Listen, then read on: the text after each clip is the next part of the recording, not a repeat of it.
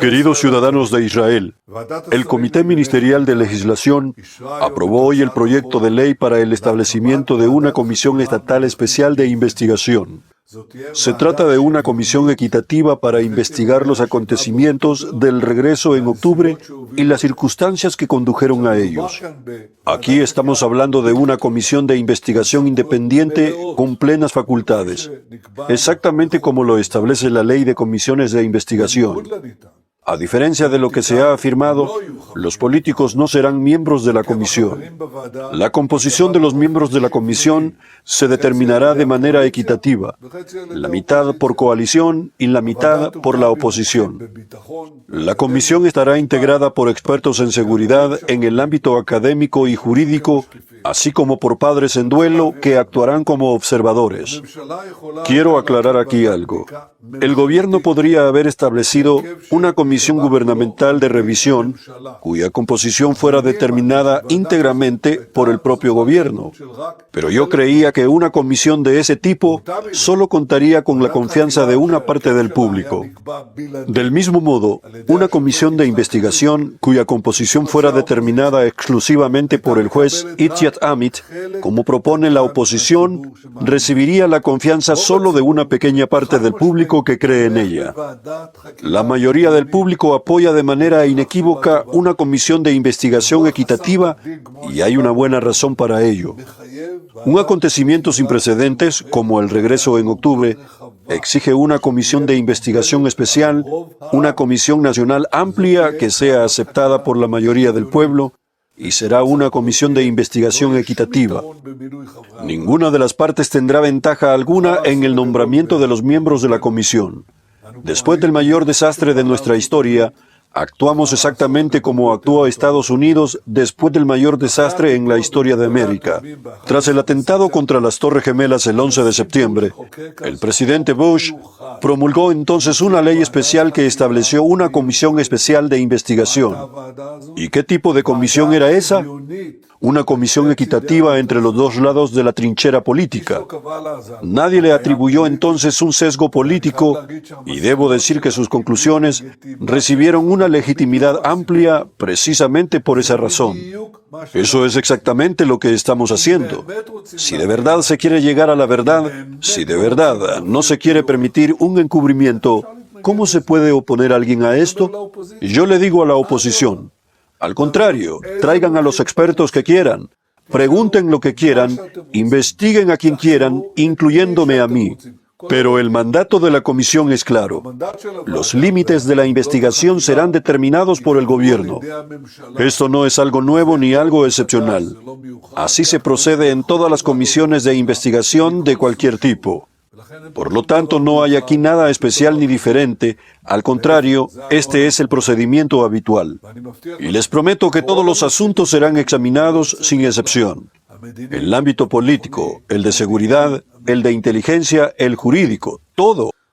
Hoy convoqué a un equipo de ministros para formular las alternativas sobre el alcance de la investigación y la propuesta será presentada para la aprobación del gobierno. Estoy convencido de que una comisión estatal especial de investigación, una comisión equitativa entre oposición y coalición, es el camino correcto para esclarecer la verdad. Buenas tardes a todos. Shalom. Soy Shash Bedrosian, de la Dirección Nacional de Diplomacia Pública. Después de compartir con ustedes un par de puntos breves, responderé algunas preguntas. Por favor, asegúrense de colocar sus preguntas en el chat Zoom con su nombre y el medio al que representan. Hoy se cumplen 808 días desde que los terroristas de Hamas masacraron a nuestra gente el 7 de octubre. Nuestro último rehén fallecido, Ron Buyili, aún está siendo retenido por terroristas dentro de la Franja de Gaza. El primer ministro Netanyahu afirma que agotará todos los esfuerzos para traer a Ron a casa y mantiene una comunicación frecuente con su familia. Israel también continuará defendiéndose y respetando el plan de alto el fuego, a pesar de los terroristas yihadistas en Gaza que lo violan a diario. Ahora, con respecto al informe del IPC publicado en los últimos días. Dijo que no hubo hambruna en Gaza, ninguna hambruna en absoluto, a pesar de los titulares incendiarios, sensacionalistas y ridículos con los que algunos medios de comunicación informaron. Sigue sin haber hambruna dentro de la Franja de Gaza. Ahora bien, aunque un informe reciente del IPC admitió que en realidad no hubo hambruna en Gaza, aún así distorsionó deliberadamente la realidad dentro del enclave.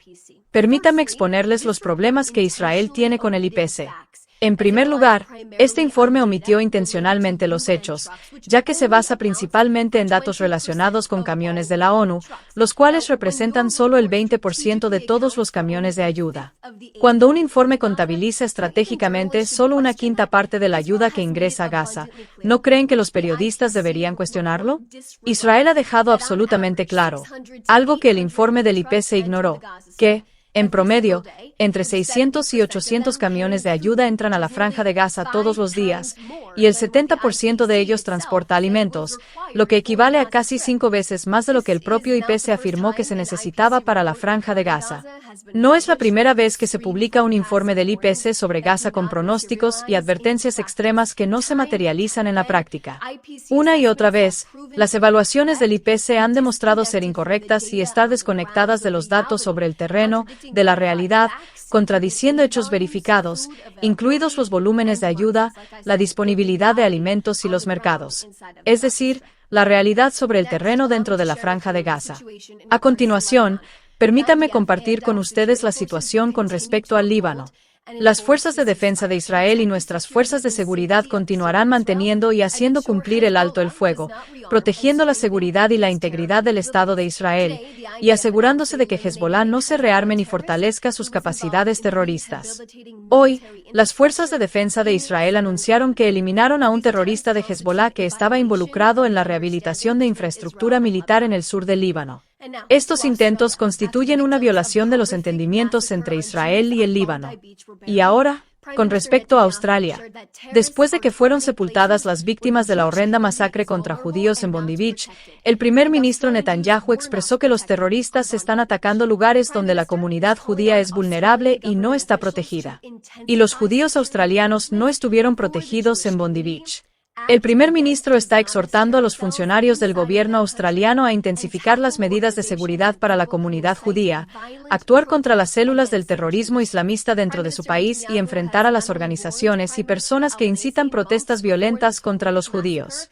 El primer ministro Netanyahu no solo advirtió al primer ministro albanese, meses antes, de esta horrenda masacre que habría un aumento de la violencia contra los judíos, sino que también advirtió a otros funcionarios en Europa y en otros países del mundo que, cuando se llama a reconocer un Estado palestino, se envía un mensaje directo: maten judíos y serán recompensados. Estos líderes deben hacer más para proteger a los judíos y a los ciudadanos en sus propios países. Anoche, el primer ministro Netanyahu encendió las luces de Hanukkah con emisarios de Chabad, aquí en la oficina del primer ministro en Jerusalén.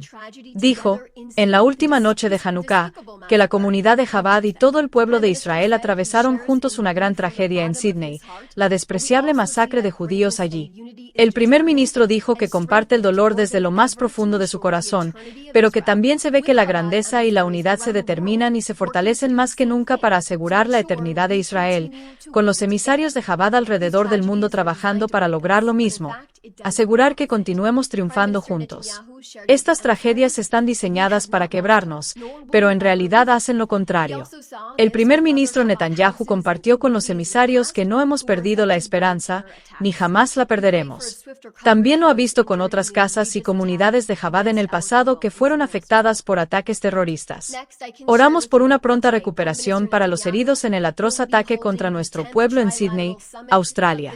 A continuación, puedo compartir con ustedes que hoy el primer ministro Netanyahu llevará a cabo la 10ª cumbre trilateral de Israel, Grecia y Chipre aquí en Jerusalén esta tarde. Como vecinos en el Mediterráneo Oriental, nuestros tres países comparten relaciones sólidas, sobre las cuales estamos construyendo hoy para inaugurar una era de estabilidad, prosperidad, seguridad y cooperación. El primer ministro Netanyahu dijo al inicio de la guerra en Gaza que Israel cambiaría el rostro del Medio Oriente, y basándose en eso, nuestros 3 países juntos también cambiarán el rostro del Mediterráneo. El primer ministro Netanyahu se reunirá por separado con el primer ministro de Grecia y con el presidente de Chipre antes de encontrarse juntos en esta histórica 10ª reunión trilateral. Se harán declaraciones conjuntas a la prensa alrededor de las 6:45 de esta tarde. También queremos desear a quienes celebran en Israel y en todo el mundo una feliz Navidad. Ahora tomaré algunas preguntas. Primera pregunta. Joel Pollack del California Post. 1. El vicepresidente de Estados Unidos, J.D. Vance, dijo que la razón por la que el supremacista blanco, Nick Fuentes, está ganando notoriedad se debe a un supuesto rechazo a la política estadounidense hacia Israel. Desde la perspectiva de Israel, ¿qué aspecto del apoyo estadounidense podría causar tal rechazo? Emergió evidencia en Australia de que el terrorista que atacó a judíos en Bondi Beach el pasado domingo grabó un video denunciando a los sionistas. ¿Qué dice eso sobre el vínculo entre el antisionismo y el antisemitismo? Responderé su pregunta en conjunto. El primer ministro Netanyahu ha sido inequívoco. El aumento de antisemitismo de hoy es real, es violento y proviene de múltiples direcciones: la izquierda radical, la derecha radical y los extremistas islamistas.